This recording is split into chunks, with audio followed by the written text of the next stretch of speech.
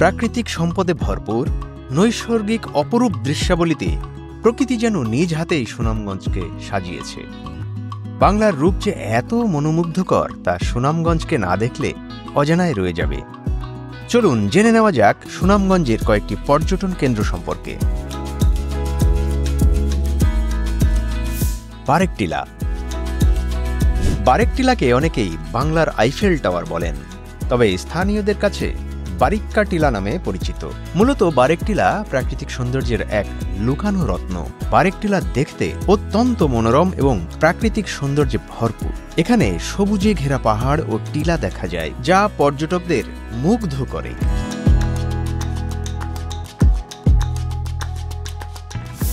Niladri lake. বাংলার কাশ্মীর হিসেবে সুপরিচিত তাহিরপুরের নীলাদ্রি লেক। লেকের নামটি যেমন সুন্দর, তার রূপও তেমনই মোহময়। একদিকে দিগন্ত বিস্তৃত সবুজের সমারোহ, অন্যদিকে সবুজ নীলাভ রঙের জলের খেলা। তার ঠিক উত্তর পাশে দাঁড়িয়ে আছে ভারতের মেঘালয়ের সুউচ্চ সব পাহাড়। লেকের নীল পানি, ছোট বড় টিলা এবং ভারতের পাহাড়ের সমন্বয় নীলাদ্রি লেককে করেছে অপরূপ সৌন্দর্যের অধিকারী। রূপ ও সম্পদের নদী জাদুকাটা। স্বচ্ছ নীলাভ পানির জাদুকাটা নদীটির উৎপত্তি ভারতের খাসিয়া জৈন্তিয়া পাহাড়ে। নদীটি ভারত থেকে দেশের উত্তর পূর্ব সীমান্তের কোল ঘেঁষে সুনামগঞ্জের তাহিরপুর দিয়ে বাংলাদেশে প্রবেশ করেছে। জাদুকাটা নদীটির দৈর্ঘ্য 5 কিলোমিটার। জাদুকাটা নদীর এক পাড়ে সবুজ বৃক্ষরাজিময় বারেকটিলা ও অন্যদিকে খাসিয়ার বৈচিত্র্যময় মনোহর রূপের কারণে পাহাড়ি নদী জাদুকাটাকে দেশের অন্যতম সৌন্দর্যের নদী বলা হয়। এ নদীর প্রতি বাঁকে লুকিয়ে আছে যেন জাদুর পরশ, সঙ্গে মায়ার খেলা। শিমুল বাগান।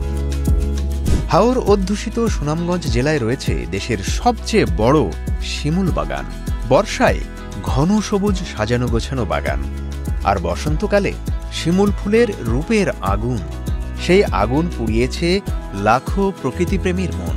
বসন্তে লাল শিমুলের রক্তলাল পাপড়ির সৌন্দর্য উপভোগ করতে দূর দূরান্ত থেকে মানুষের ভিড় জমে এই বাগানে। একদিকে ভারতের মেঘালয় পাহাড়ের সৌন্দর্য, অন্যদিকে জাদুকাটা নদীর তীরে শিমুল বাগান পর্যটকদের মন ভরিয়ে দেয়। সুনামগঞ্জ থেকে মনোয়ার চৌধুরীর পাঠানো তথ্য ও ভিডিও নিয়ে রিপোর্ট risingBD.com।